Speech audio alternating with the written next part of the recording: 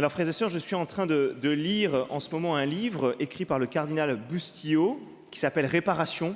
Je le souligne parce que j'ai du mal à lire, donc je lis rarement. D'ailleurs, je ne l'ai pas terminé, mais j'ai quand même lu quelques pages. Et qui m'a quand même profondément interpellé, intéressé. En gros, si vous voulez, toute la thématique du début de son livre, c'est qu'on est dans une société qu'il dénonce, qui est tout le temps dans la méfiance, la suspicion, et finalement le rejet, la catégorisation et le rejet des personnes. Et il souligne que particulièrement en politique, particulièrement dans le monde des médias, eh bien on est tout le temps sur cette méfiance et cette suspicion.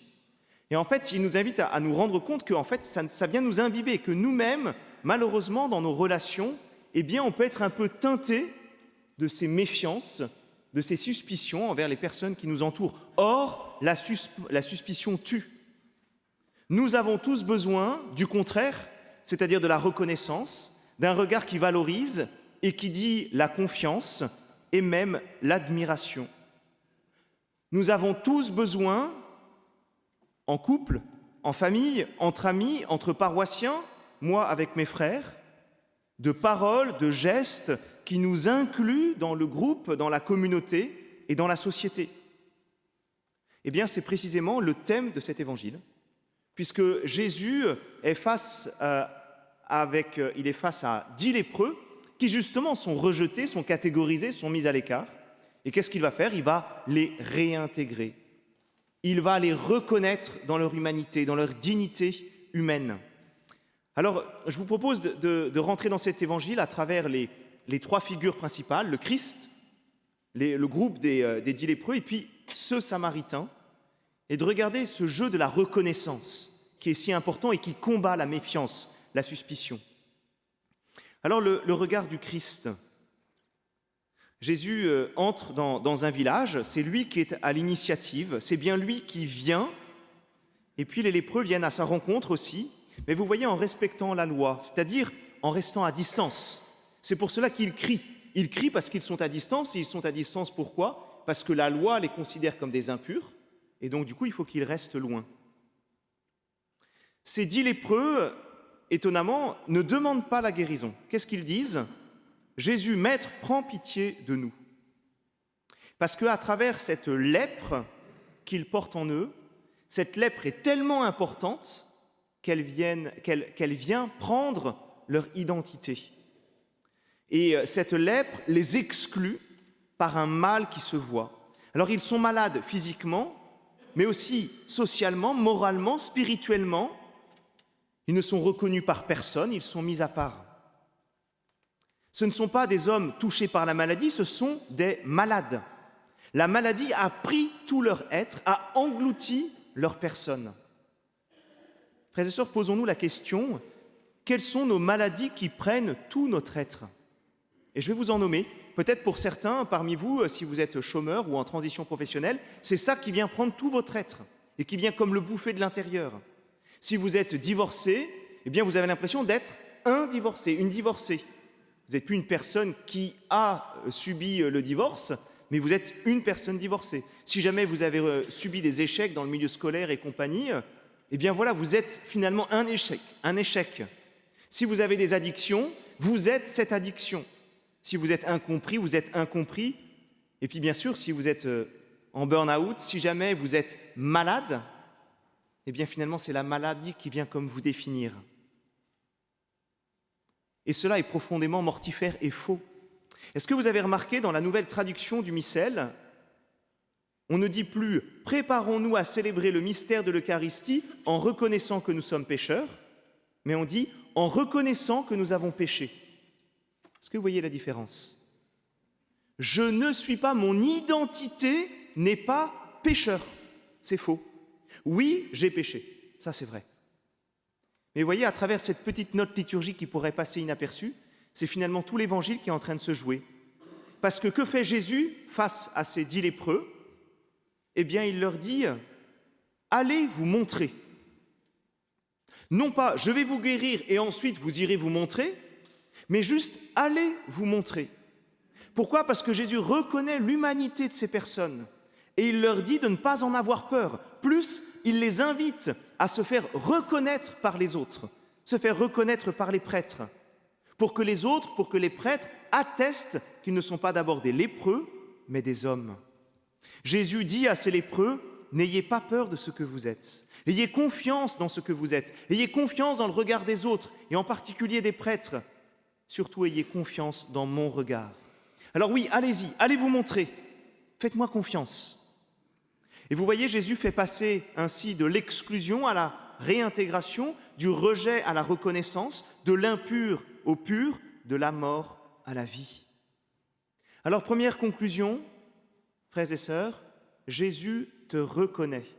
Il te reconnaît comme digne d'être aimé, digne dans ton humanité, digne d'être enfant de Dieu.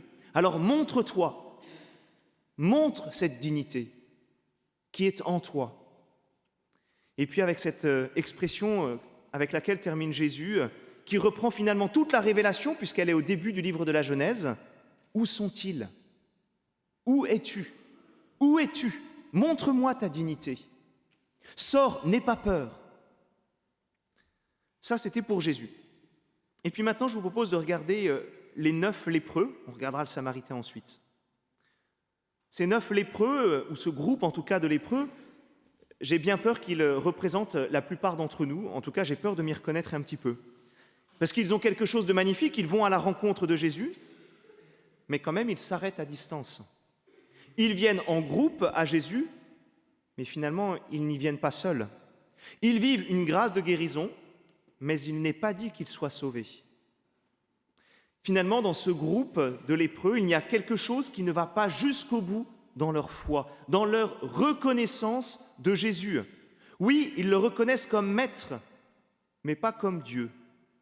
Et si saint Luc précise que le seul à revenir est un Samaritain, c'est que les autres, ces 9 autres, sont juifs.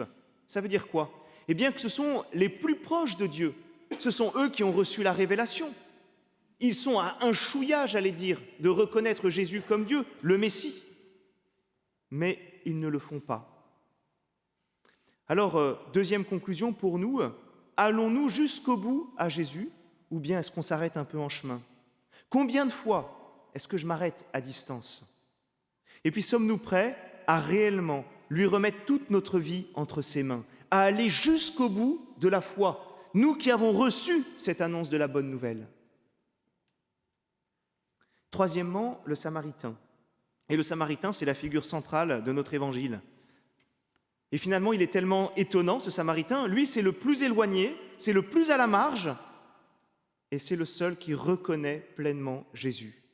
C'est le moins à même de le reconnaître, parce que c'est un étranger, et c'est celui qui entre dans la foi. Alors il le reconnaît comme celui qui l'a purifié, comme celui qui l'a réintégré, comme celui qui l'a sauvé, comme celui qui est Dieu. Et voilà les 4 verbes, les 4 actions qui manifestent sa pleine foi. Ces actions qui manifestent sa reconnaissance de Jésus comme sauveur. Alors, ces 4 actions, 1, il revient sur ses pas. Et qu'est-ce que ça veut dire, revenir sur ses pas? Eh bien, c'est faire mémoire, et c'est de revenir à la source. Ensuite, il glorifie Dieu à pleine voix, c'est-à-dire qu'il atteste l'origine du miracle. Ce miracle vient de Dieu, et je rends gloire à Dieu. Troisièmement, il se jette face contre terre devant Jésus, c'est-à-dire qu'il le reconnaît comme l'envoyé, le Messie, le Fils de Dieu. Et enfin, il rend grâce. Il se jette face contre terre en rendant grâce. En fait, il exprime simplement sa gratitude. Il dit merci. Et vous voyez, frères et sœurs, c'est pour cela qu'il est sauvé. C'est pour cela qu'il est sauvé, parce que c'est comme cela qu'il a été jusqu'au bout de sa foi, en revenant sur ses pas, en glorifiant Dieu à pleine voix, en se jetant face contre terre face à Jésus, et en rendant grâce. Alors, frères et sœurs, 2 invitations pour toute notre semaine. La première, me laisser reconnaître par Jésus. Lui n'est pas dans la méfiance, et il me redit ma dignité. Alors montre-toi. Deuxième invitation, reconnais Jésus comme ton sauveur. Entre pleinement dans la foi, reviens sur tes pas, vois tout ce qu'il a fait de bon, de grand, glorifie Dieu, adore Jésus et dis-lui merci de tout ton cœur. Amen.